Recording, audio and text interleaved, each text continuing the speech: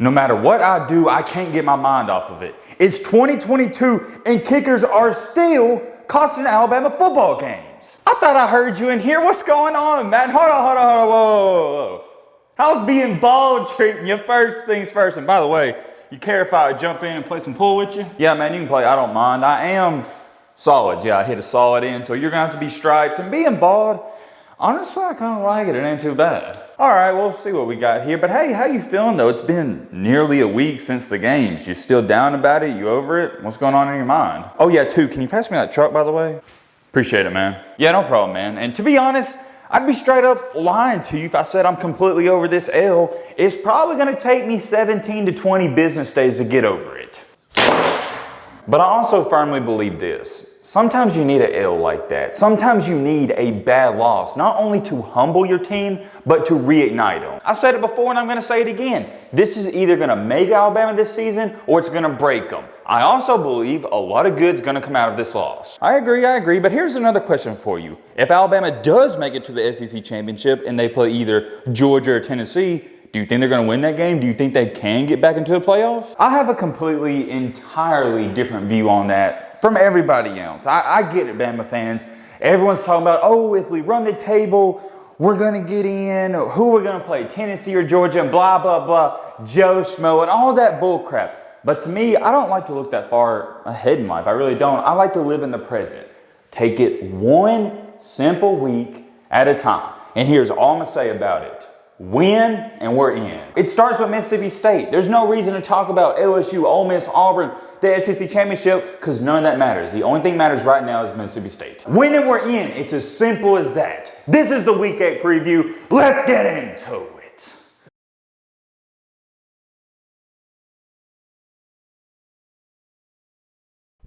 All right, let me calm down. Let's get serious here. Can y'all believe it? It is already Week 8 of college football. I feel like this week is kind of being underrated and underlooked because we have 5 top 25 matchups. The only downside to this week, and it is a big part that we are missing, is you don't have that big top 10 primetime game or big time matchup in general. Well, actually, hold on. Let me go back on that statement. We do have one top 10 matchup, UCLA and Oregon, but I don't really count that. UCLA ain't really played anybody this year, and Oregon, they have played somebody. When they did, they got beat by 50 points. So if you do want to consider that a big matchup, go right ahead. I just don't. We already did our intro, so if you are new to the channel, consider subscribing. We got an awesome football community. Y'all know how we do it. We start out with our 11 a.m. games first, and that's what we're going to do. Might as well talk about this for 5 seconds and 5 seconds only. Ohio State and Iowa do play, kicking it off early. Not going to be close. Iowa sucks. Their offense is one of the worst in the country. Ohio State's going to blow them out. But then we have maybe a potential sleeper game. I think it could be good. Okay,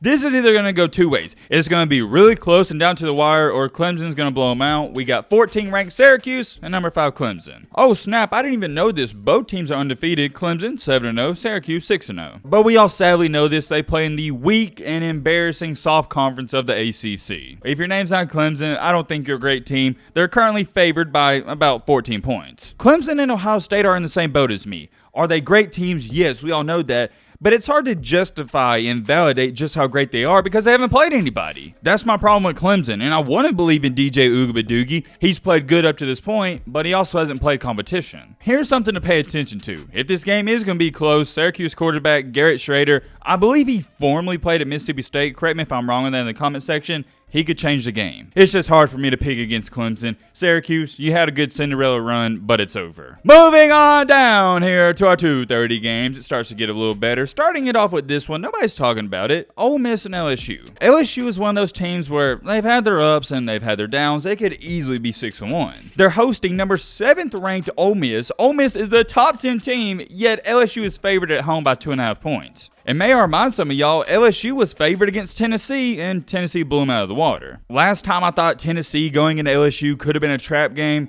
Nobody was talking about it too much. I don't think this one's a trap game. I got Ole Miss winning this one by 2 scores. Whenever I pick these games, I have to trust a team. I have to believe in them, and I don't trust LSU. At least with Ole Miss and Lane Kiffin, I know what I'm going to get. I like Ole Miss to win this one, and technically, according to Vegas odds, this is an upset. Moving along here to the quote-unquote top 10 matchup, the most fraudulent top 10 matchup of all time, UCLA and Oregon. There is only one reason, and one reason only, why I like UCLA, and it's their quarterback, Dorian Thompson-Robinson. That's a mouthful, so that's why most people call him AK aka DTR. On the season, he's been solid, 1,500 yards, 15 touchdowns, 2 interceptions, and a QBR, which is top 5 in the country, of 88.4. Not too shabby. On the other hand, for Oregon, he's got a quarterback that every single college football fan is familiar with. We got Bo Picks. There will be absolutely zero defense being played in this game, not a shocker to anybody. And I think it's going to come down to who's a better quarterback, DTR or Bo Picks. I think Bo Picks is due for a signature win in a signature game. I got Oregon winning this one,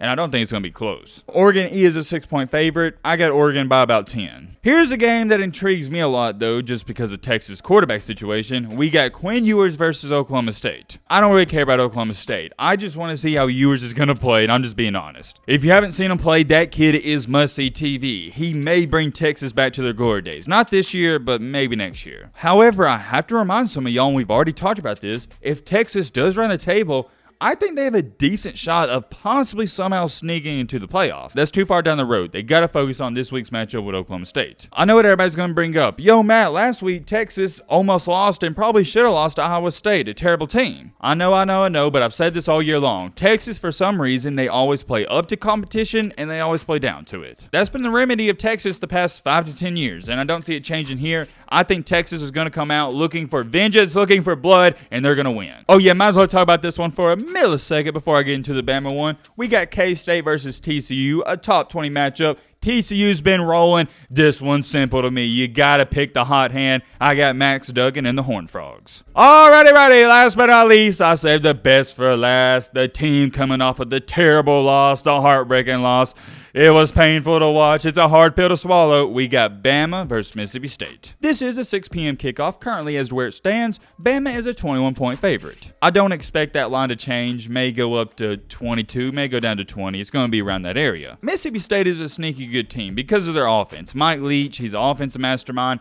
And their defense, if they just hold a team under 30 points, they expect to win most games. However, I think most of you know where I'm going with this, and I think 99.8% of college football fans would say the same thing. One of these scariest things in this world is a pissed-off Alabama Nick Saban-led team. Alabama is notorious for beating the brakes off of teams whenever they're coming off of a loss. Here's something interesting, though. Nick Saban has stated heading into this game that Mississippi State has one of the toughest offenses in the entire country. And when I say toughest, he's talking about toughest to guard and toughest to prepare for. And I believe he said it's even tougher than Tennessee's. Key word, he said tougher. He didn't say it was better, it's just tougher to prepare for, and I agree. Tennessee's offense isn't necessarily hard to prepare for, it's just hard to stop. Here is a very interesting stat line for you. Mississippi State's quarterback, Will Rogers, he's been going off this year. He is third in the country with 2,300 passing yards and also third in the country with 23 touchdowns. To go along with that, he only has 4 INTs and a QBR of, could be better at 70.2, which is top 40.